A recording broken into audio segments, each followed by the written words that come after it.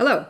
Thank you for attending my presentation at the 2021 Rocscience International Conference. My name is Jennifer Day and I'm from Queen's University. Today I'll be presenting a practical paper on how to use the Composite Geological Strength Index to evaluate complex rock masses. The context of this paper is in numerical geotechnical engineering design for underground excavations and slopes, which requires rock mass characterization for input to constitutive models. The Geological Strength Index, or GSI, is well suited to provide input via the Hooke-Brown strength criterion for equivalent continuum numerical models based on a holistic rock mass assessment of all of the structures in a rock mass at once. However, GSI does not have a robust and objective or quantitative way to assess complex rock masses that contain a variety of structures, such as joints, veins, and bedding. The solution to this challenge lies in the Composite Geological Strength Index, or CGSI, which is an innovative solution for quantitative rock mass characterization that can be applied to any rock mass that has disparate structures with varying geotechnical characteristics. CGSI directly replaces GSI as input into the Hooke-Brown strength criterion, which makes it very easy to implement into existing numerical tools. CGSI first considers structures individually, then calculates a single rock mass value using weighted harmonic averaging. There are two approaches to apply CGSI depending on what data you have available to you in your project. The first approach is based on block volumes of structural suites, and the second approach is based on a spacing of structural sets. Here is the GSI chart for jointed blocky rock masses and heeled intrablock structures that can be used to calculate composite GSI. This chart is based on the linearized and quantified version by Hooke et al. 2013, where on the structure side, the massive category in the top row has been reintroduced. You can see this chart includes the composite GSI equations for both approaches 1 and 2, and I'll walk through these calculations in the next few slides. CGSI is simply calculated based on the sum of scale A star plus B star, where the star represents the combination of each scale for multiple suites or sets of structure. Scale A has particularly been modified to incorporate intrablock structures and is calculated using the modified joint condition rating after JCON 89 by Bianowski to include these intrablock structures, as you can see in the column on the left. The calculation for scale A for individual structures is used for both approaches 1 and 2, where you can see the equation presented on the left. Here's the procedure to calculate CGSI using approach 1 based on block volume.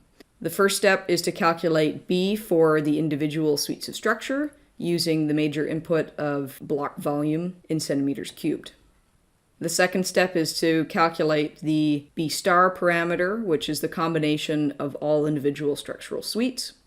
Then the data is available to calculate A star, which uses inputs from AI and BI for all suites of structures. And finally, CGSI is calculated as the sum of A star plus B star. To calculate CGSI using approach 2, based on set spacing, the first step is to calculate the spacing of each set in centimeters. Note it's important to correct fracture frequency for the angle between the joint set and the drill core axis. The next step is to calculate BI for each set of structure using the spacing input. Step 3 to calculate B star is separated here into two parts. The first step is to calculate the volumetric joint count, JV. There are two options to calculate this based on the availability of data. The first is based on fracture frequency, and the second is based on the block shape factor beta and block volume VB. Note there is a correction to use for calculating block volume when the sets are not oriented at 90 degrees to each other. The second part of step 3 is to calculate S cube, which is the equivalent cubic spacing, and finally B star.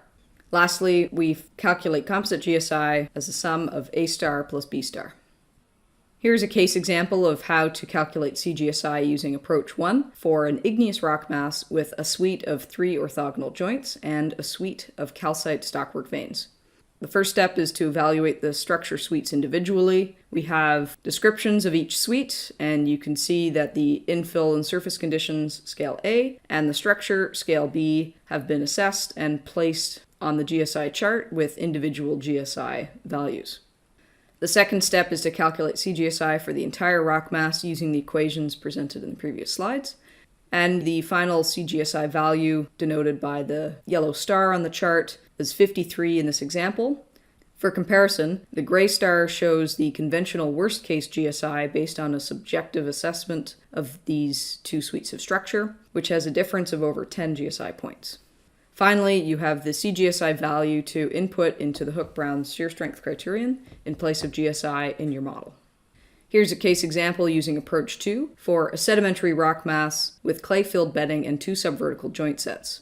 Again, the first step is to evaluate the structure sets individually. We have descriptions of each set provided, including their spacing, condition, and angle between their orientation and the core axis.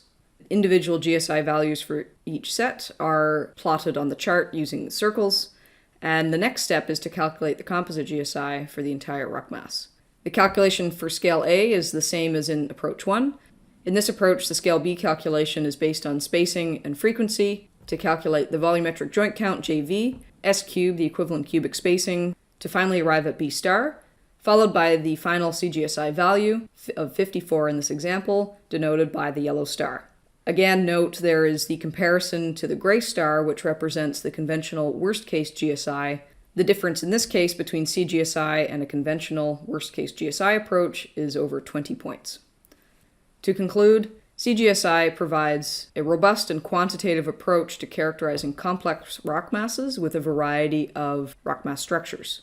CGSI shifts the core philosophy of GSI from subjective groupings of multiple structural components to combining individual structures using weighted harmonic averaging.